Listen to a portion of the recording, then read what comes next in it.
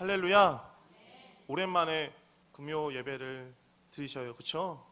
다른 교회 가서 들으신 분 없잖아요. 자, 오늘은 유일한 소망이라는 제목을 가지고 말씀을 좀 전하려 합니다. 승객과 승무원을 100명 태운 비행기가 하늘에서 비행을 하다가 그만 엔진이 고장나서 낙하산을 타고 이제 비상 탈출을 하게 되었어요. 그런데 안타깝게도 비행기 안에는 99개의 낙하산밖에 없었습니다. 사람들은 너도 나도 살겠다고 낙하산을 메고 뛰어내렸어요. 그리고 이제 비행기 안에 2개의 낙하산만 남게 되었습니다. 그런데 그 비행기 안에 기장과 유치원 아이 그리고 중년 남성 이렇게 3명이 남았어요. 근데 이 중년의 남성이 자기 혼자 살겠다는 욕심으로 낙하산을 하나가 잽싸게 메고 뛰어내렸어요. 그러니까 이제 몇 개가 남았어요? 낙하산이? 1개가 남았잖아요.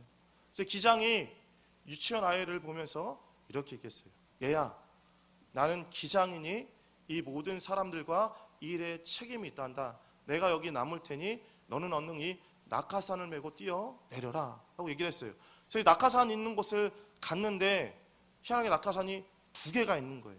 그래서 이 기장이 놀라면서 왜 낙하산이 2개지? 라고 이야기하니까 이 유치원생이 이렇게 얘기했어요. 아까 그 아저씨 내 유치원 가방 메고 뛰어내렸어요. 비슷하잖아요. 여러분, 이렇듯 욕심은 모든 화의 근원이 됩니다. 사람은 누구나 이 세상에서 더 많이 가지려고, 더 많이 움켜쥐려고 몸부림을 쳐요. 근데 너무나 안타까운 사실은 무엇이냐면 우리가 그렇게 붙잡으려고 하는 몸부림치면서 가지려는 모든 것들을 이 세상을 떠날 때는 가져갈 수가 없다는 것입니다. 우리는 모두 다 버리고 빈손으로 떠나가야 된다는 거예요. 그래서 그리스와 페르시아, 인도에 거쳐 대제국을 건설하며 더 이상 정복할 땅이 없다고 말한 알렉산더는 33세의 젊은 나이에 죽을 때 이런 유언을 남겼어요. 내가 관에 들어갈 때 그 양쪽에 구멍을 내서 내 손을 이 구멍 밖으로 내놓을 수 있게 해놓으라. 이게 무슨 말이에요? 사람이 죽으면 가져갈 수 있는 게 있다는 거예요? 없다는 거예요? 없다는 거예요. 여러분, 그러니 우리는 실상 영원하지 않은 것들을 붙들려고 하는 허망한 인생을 살고 있다는 거예요. 이제 오늘 본문 말씀을 보세요. 오늘 본문 말씀에 보시면 가장 많이 등장하는 단어가 있어요. 그것이 무엇이냐면 허사라는 단어입니다.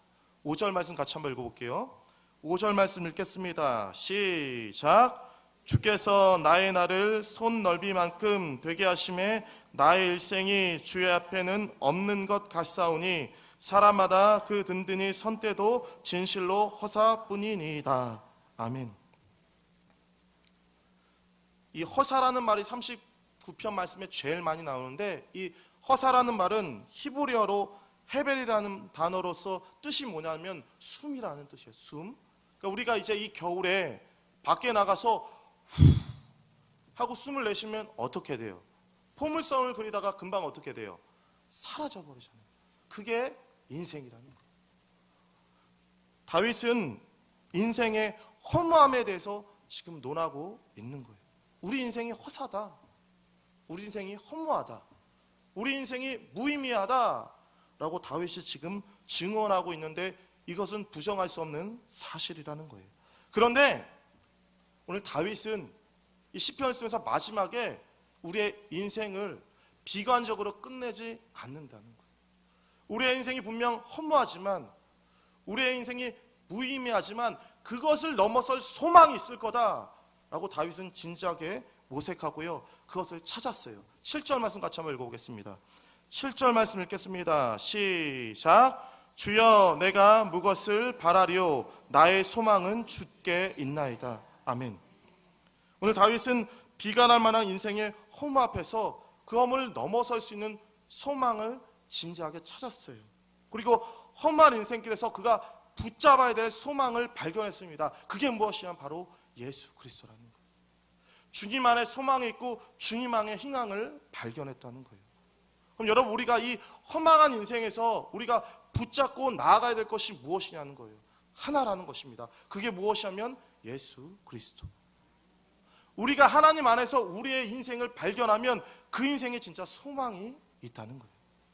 근데 우리가 하나님 안에서 우리의 인생을 발견하는 것이 아니라 세상 속에서 우리의 인생을 발견하려고 하면 우리의 인생이 허사라는 것입니다. 우리의 인생이 험하다는 거예요. 그럼 오늘 다윗은 우리의 인생이 무엇 때문에 허사이고 허망한지를 먼저 이야기하고 있어요. 첫 번째는요, 우리의 인생이 갈등으로 가득 차 있기 때문에 우리의 인생이 험하다는 거예요. 오늘 본시의 내용은 이래요. 다윗이 범죄를 했습니다. 근데 성경학자마다 그가 범죄했던 것이 어떤 거냐에 대해서 서로 의견이 달라요. 근데 많은 성경학자들이 지지하는 것이 무엇이냐면 밧세바와의 동침, 그 이후의 사건들을 알고 계시죠? 다 알지잖아요. 모르세요? 아실 거라고 믿어요. 그 일 때문에 하나님께 징계를 받았어요. 심판을 받았습니다. 그래서 이제 극심한 질병으로 고통받게 되었어요. 너무 극심하게 질병으로 아파하고 있는데 그 모습을 보고 악인들이 이야기하는 거예요. 잘됐다, 곧 센통이다 라고 이야기하는 거예요. 그러니까 다윗이 지금 극심한 육체적인 고통을 겪고 있는데 그것보다 더 힘든 것이 무엇이냐면 악인들에게 듣는 그 정신적인 스트레스의 말이었다는 거예요. 근데 다윗은 그 말을 들었을 때 자기가 침묵하겠다고, 그 이야기에 대해서 시시비비를 가리지 않겠다고 이야기를 하고 있어요. 2절 말씀 같이 한번 읽어보겠습니다. 2절 말씀 읽겠습니다. 시작. 내가 잠잠하여 선한 말도 바라지 아니하니 나의 근심이 더 심하도다. 아멘. 우리가 이 땅 가운데 태어나면 필연적으로 공동체를 이루고 살아야 돼요. 누구도 이 세상에서 혼자 살아갈 사람은 없습니다. 우리는 누구나 사회에서도 가정에서도 교회에서도 공동체를 이루며 살아가요. 다른 말로 표현하면 인간관계를 맺으며 살아간다는 거예요. 근데 그런 과정 가운데 원치 않은, 뜻하지 않은 상처와 갈등들을 겪게 된다는 거예요. 심지어는 원수도 생기게 된다는 것입니다. 그래서 그 일을 놓고 네가 잘했네, 내가 잘했네, 시시비비를 가리다 보면 사람이 거친 말을 할 수가 있잖아요. 그리고 강압적인 이야기를 할 수가 있고, 그러면 죄를 질 수도 있게 되잖아요. 그래서 참아야지 라고 생각하니까 계속 참으면 우리가 어때요? 우라통이 터지잖아요. 아, 내가 왜 참아야 돼? 나만 이렇게 참아야 돼? 내가 잘못한 거 아닌데 라고 할 때가 있잖아요. 그러니까 인간관계에서 오는 상처, 아픔, 그리고 갈등 가운데서 이것을 말할 것인가 말하지 않을 것인가, 그것이 지금 다윗의 고민이었다는 거예요. 우리는 모두 인간관계 속에서 수많은 갈등들을 겪게 됩니다. 그리고 갈등 속에서 우리는 쇠약해지고 늙어가요. 우리의 인생이 갈등으로 가득 차 있기 때문에 다윗은 우리의 인생이 허무한 것이다 라고 지금 이야기를 하는 것입니다. 두 번째는 무엇이냐면 인생은 한계를 지니고 있기 때문에 허무하다는 거예요. 5절 말씀 다시 한번 읽겠습니다. 5절 말씀 읽겠습니다. 시작. 주께서 나의 날을 손 넓이만큼 되게 하심에 나의 일생이 주의 앞에는 없는 것 같사오니 사람마다 그 든든히 선 때도 진실로 허사뿐이니이다. 아멘. 다윗은 주님이 우리의 날을 한 뼘 길이만큼이라고 이야기했다고 이야기해요. 그러니까 우리의 인생이라는 것이 이 손바닥 넓이밖에 되지 않는다는 거예요. 그만큼 인생이 짧다는 것입니다. 우리가 뭐 100세 인생 오래 살자 이야기하지만 실로 그 인생은 짧다는 거예요. 다른 말로 표현하면 우리의 인생에는 한계가 있다는 것입니다. 한 처녀가 뜻한 바가 있어서 수도원에 들어갔어요. 그래서 이제 구도자의 길을 걸으려고 하는데 그 수도 원장님이 그 처녀에게 이렇게 이야기했어요. 권총을 하나 주면서 힘들 때마다, 고민이 있을 때마다, 우리가 어려울 때마다 이 총을 한 번씩 쏘라고 이야기했어요. 그래서 이 처녀가 근심이 있을 때마다, 걱정이 있을 때마다 동산에 올라가서 총을 쐈어요. 기도하다가도 총을 쏘고 말씀을 보다가도 총을 쐈어요.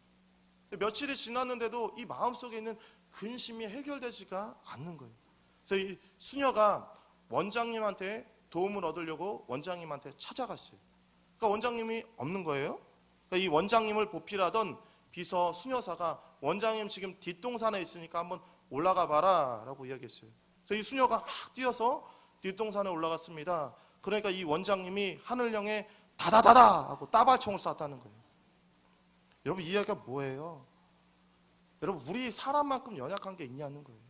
여러분, 우리는 한계를 지니고 있고요, 완전하지가 않단 말입니다. 그렇기 때문에 우리의 인생이 허무하다는 거예요. 그렇기 때문에 우리의 모든 인생이 허사라는 것입니다. 세 번째는요, 인생은 무의미한 것이기 때문에 허무하다는 거예요.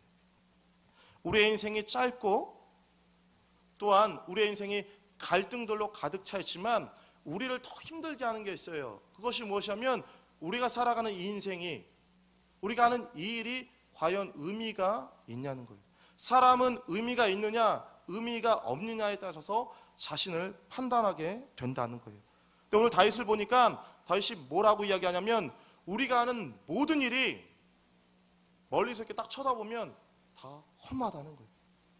우리가 최절정의 자리에 서 있을 그 순간에도, 보람을 느끼는 그 순간에도 저 위에서 한번 우리를 딱 쳐다보면 그 모든 게 허사라는 것입니다. 그래서 5절 후반부의 말씀 보면 이렇게 이야기하죠. 그 든든히 선 때도 진실로 허사뿐이다. 우리의 인생이 험하다는 거예요. 우리의 인생이 가치가 없다는 것입니다. 그렇기 때문에 우리의 인생이 허무하다는 것을 아는 것은 무엇보다 중요합니다. 인생이 무의미한 것을 아는 사람은요, 그 일에 인생을 허비하지 않는다는 거예요. 어리석고 무가치한 일에 우리의 인생을 낭비하지 않는다는 것입니다. 이 세상 것 때문에 우리가 악을 행하지 않는다는 거예요. 이렇게 해서 우리가 얻은 것이 있지만 마지막에 우리의 인생을 보면 그것이 모두가 다 허무하다는 거예요. 반면 인생의 허무함을 직시하고 지혜롭게 사는 사람들은요, 이 세상 것에서 성공을 통해 기쁨을 누리지 않는다는 거예요. 반대로 이 세상에서 절망할 일이 있어도 좌절하지 않는다는 것입니다. 왜냐하면 이 세상에 있는 모든 것들은 순간적인 것이기 때문에. 그럼 우리가 이 무가치한 인생 가운데 살아갈 때 의미를 부여잡고 살아가려고 하고 몸부림치는 게 있어요. 그게 무엇일까요? 여러분이 이 인생을 살아갈 때 정말 가치 있다라고 생각하면서 그것을 붙잡으려고 몸부림치는 게 뭐냐는 거예요. 다윗은 그것을 물질이라고 이야기합니다. 정확한 말이죠. 6절 말씀 읽어보겠습니다. 6절 말씀 읽겠습니다. 시작. 진실로 각 사람은 그림자같이 다니고 헛된 일에 분유하며 재물을 쌓으나 누가 취하는지 알지 못하나이다. 아멘. 수많은 사람들이 인생의 의미를 찾습니다. 그리고 그 인생의 의미를 어디서 찾냐면 재물에서 찾는다는 거예요. 그런데요, 우리가 그 재물을 죽으면 쓸 수 있어요, 못 써요? 못 쓰죠. 가져갈 수 있습니까? 못 가져갑니까? 못 가져가요. 그것에 물질에 한계가 있다는 거예요. 그런데도 사람들은 이 허무한 재물을 쌓으려고 몸부림친다는 거예요. 조금만 생각하면 물질이 의미가 없는 것을 알지만 그것을 잡으려고 몸부림치는 것입니다. 그래서 서양 속담에 이런 말이 있어요. 수위에는 주머니가 달린 것이 없다. 수위에 주머니 달린 거 보셨어요? 없잖아요. 왜 그럴까요? 죽으면 아무것도 가져갈 수 없으니까. 죽은 사람에게는 수위 그 한 것이면 족하다는 거예요. 사람은 죽으면 자기가 생전에 소유한 모든 것들을 다 놓고 가야 됩니다. 그러니 사람이 필요 이상으로 재물을 쌓고 그 일에 몸부림치는 모든 것이 허사라는 거예요. 사람이 죽으면 그가 쌓은 재물은 더 이상 그의 것이 되지 않는다는 것입니다. 그러므로 우리는 필요 이상의 재물을 쌓으려고 몸부림칠 필요가 없다는 거예요. 결국 다윗은 인생은 갈등들로 가득 차 있고 우리의 인생은 한계가 있고 그리고 우리의 인생은 무가치하기 때문에 우리의 인생은 허무하다라고 이야기를 해요. 그런데요, 그렇게 끝내지 않고 있어요. 그렇게 끝내지 않고요, 우리가 정말 인생의 소망을 찾기 위해 다윗은 몸부림치고 그것을 찾았어요. 어디서 찾았다고요? 예수 그리스도 안에서. 여러분, 그러니까 하나님 안에서 우리가 인생을 바라본다면 우리의 인생은 허무하고 무가치하지 않다는 거예요. 그래서 다윗은 인생의 결론을 허무라고 이야기하지 않고요, 소망이라고 이야기합니다. 여러분, 우리는 어떻게 소망의 삶을 살 수 있냐는 거예요. 다윗은 두 가지를 이야기하고 있어요. 두 가지의 삶의 행동을 통해 우리는 인생의 소망의 삶을 살 수 있다라고 다윗은 이야기합니다. 첫 번째가 무엇이냐면 나그네처럼 살자는 거예요. 12절 말씀 같이 한번 읽겠습니다. 12절 말씀 읽겠습니다. 시작. 여호와여 나의 기도를 들으시며 나의 부르짖음에 귀를 기울이소서. 내가 눈물 흘릴 때 잠잠하지 마옵소서. 대저 나는 주께 괴기도고 거류자가 됨이 나의 모든 열조 같으니이다. 아멘. 성경은 철저하게 우리의 이 땅 가운데 신분, 우리의 이 땅 가운데 존재를 뭐라고 이야기하냐면 나그네라고 이야기해요. 나그네라고. 이렇게 말하는 데는 두 가지 이유가 있습니다. 첫 번째는 무엇이냐면 우리 모두는 하나님의 은혜 없이는 살 수 없는 존재이기 때문에 그렇다는 거예요. 아멘이세요? 다윗은 철저히 자신을 객가 나그네로 표현하고 있습니다. 이것은 하나님의 은혜가 없으면 내가 살 수 없다라고 지금 고백하고 있는 거예요. 당시 고대 사회에서 본토인이 아닌 객이나 나그네는 이 본토인이 도와주지 않으면 살아갈 수가 없었어요. 그래서 율법을 보면 객에 대해서 자비를 베풀라고 이야기하고 있는 거예요. 다윗은 지금 자신의 모습을 딱 보니까 자신이 왕이었고 한 나라를 다스렸고 모든 것을 할 수 있을 것처럼 보였지만 자신이 하나님 앞에 서보니까 자신이 한없이 연약한 존재라는 것을 깨달았다는 거예요. 그리고 내가 할 수 있는 것이 무엇이냐? 그것은 하나님의 은혜 없이는 살 수가 없구나 라고 그것을 깨달았다는 거예요. 다윗은 하나님의 징계로 인하여 죽음이 임박한 그 시점에 자신의 처지를 바라보고 하나님의 은혜를 구하며 호소하고 있었다는 것입니다. 그래서 그는 하나님의 은혜 앞에 자신을 바라보면서 자신을 낮췄어요. 하나님 살려주세요. 하나님 도와주세요. 하나님의 은혜가 없으면 나는 살아갈 수가 없습니다 라고 고백했어요. 그때 하나님께서 다윗을 고치시고 회복시켜 주셨다는 거예요. 오늘 저와 여러분들이 이 땅 가운데 어떻게 살아가셔야 되면 나그네로 사셔야 되는 거예요. 우리는요 하루도 하나님의 은혜가 없이는 살아갈 수 없는 존재라는 것입니다. 두 번째는요, 우리가 왜 나그네냐면 우리에게 다른 본향이 있기 때문입니다. 진정 우리가 하늘나라가 내 본향이라고 생각한다면 우리는 이 땅 가운데 그렇게 미련을 갖지 않을 거예요. 우리가 이 땅 가운데 미련이 있고 이 땅에 소망이 있고 이 땅 것 때문에 발버둥 치다면 우리는 우리의 본향을 보지 못하고 있다는 거예요. 여러분, 우리가 정말 하늘나라를 향해 달려나간다면 이 땅 가운데의 모든 것에 대한 관심과 사랑이 우리를 본향으로 이끄는 그 길을 막는 걸림돌이 될 수 있다는 거예요. 베드로전서 2장 11절 말씀을 읽어드립니다. 사랑하는 자들아, 거류민과 나그네 같은 너희를 권하노니 영혼을 거슬러 싸우는 육체의 정욕을 제어하라. 이 말씀이 무엇이냐면 나그네로 우리가 이 땅 가운데 살아가려면 욕심을 버리라는 거예요. 나그네가 길에서 만난 사람과 사건들에게 집중하다 보면 그것이 걸림돌이 돼요. 그것이 앞길에 장애물이 돼요. 그래서 본향으로 나아갈 수가 없다는 것입니다. 그러니 욕심을 버리셔야 되는 거예요. 그리고 나는 이 땅 가운데서 나그네로 살아간다, 나그네로 살아간다라고 생각하고 또 생각하셔야 된다는 것입니다. 주변에 너무 마음을 뺏기지 마시길 바랍니다. 또 지나치게 세상 것에 집착하지 마시길 바랍니다. 그 모든 것들이 나그네의 인생길에는 우리에게 무거운 짐이 된다는 거예요. 항상 하나님을 바라보십시오. 영원을 소망하시고요, 그것에 마음을 쏟기를 소망합니다. 그렇다면 우리가 나그네로서 이 땅 가운데 소망을 두는 것이 아니라 저 천국에 소망을 두고 살아가려면 우리가 해야 될 것이 무엇이냐는 거예요. 두 가지를 기억하세요. 말씀과 기도.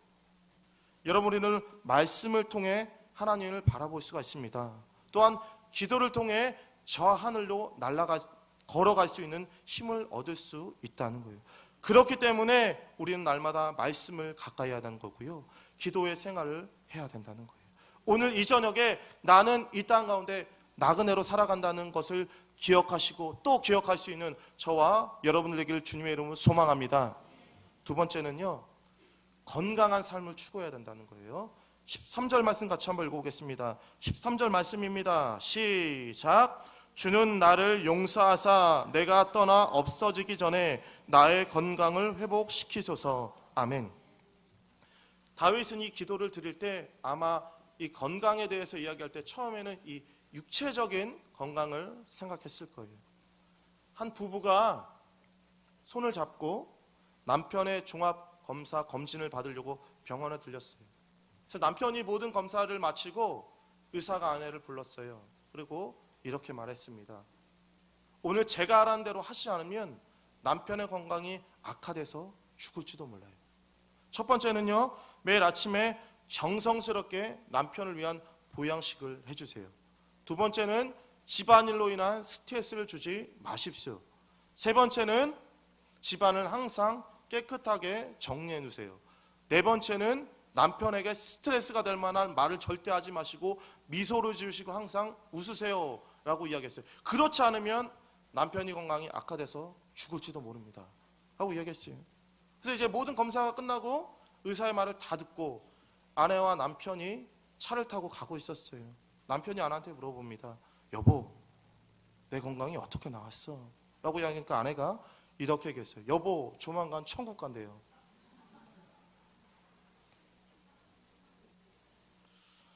이해 못하신 분이 계실 수 있을지 믿지만 여러분, 이 땅을 살아갈 때 건강한 게 중요해요.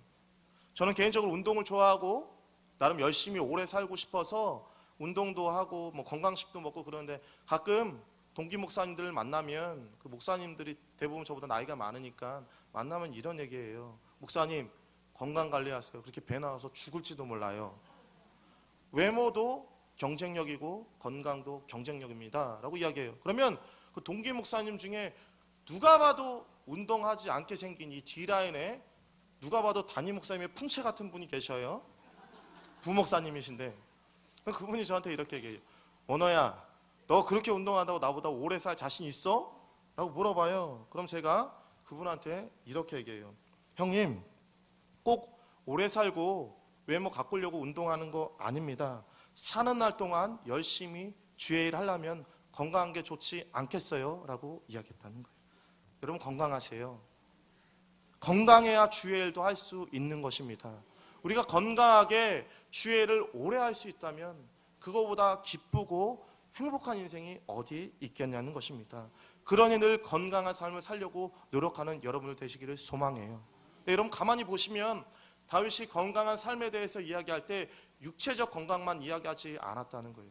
정신적인 건강도 이야기했습니다. 어찌 보면 육체적인 건강보다 정신적인 건강을 다윗은 더 이야기했을 거예요. 근데 다윗이 생각할 때 이 정신적인 건강에 스트레스를 주는 게 있다고 판단했어요. 그게 뭐냐면 죄라는 거예요.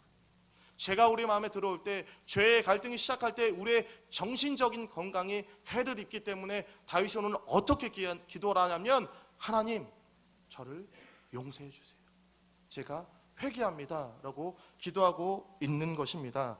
다윗은 이렇게 회개 기도를 통해 하나님께 자신의 마음을 드리고요, 하나님의 도우심으로 회개하고 회복되어서 마지막 인생을 건강하게 살기를 하나님께 기도했다는 거예요. 말씀 정리합니다. 우리의 삶이 허무한 인생을 넘어서 소망의 인생이 되려면 예수 그리스도 안에서 자신을 보실 줄 아셔야 된다는 거예요. 날마다 그분의 말씀을 따라 세상적인 것, 썩어 없어질 것에 의미를 두는 것이 아니라 영원한 것을 소망을 품고 나아가는 여러분들 되길 주님의 이름으로 소망합니다. 또한 하나님과 사람과의 바른 관계 속에서 투명하고 건강한 삶을 살려고 기도하는 여러분 되기를 소망합니다.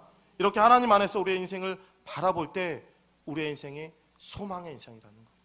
부디 저와 여러분들이 이 땅 가운데서 오직 예수 그리스도 안에서 소망을 품고 살아갈 수 있기를 주님의 이름으로 축원합니다.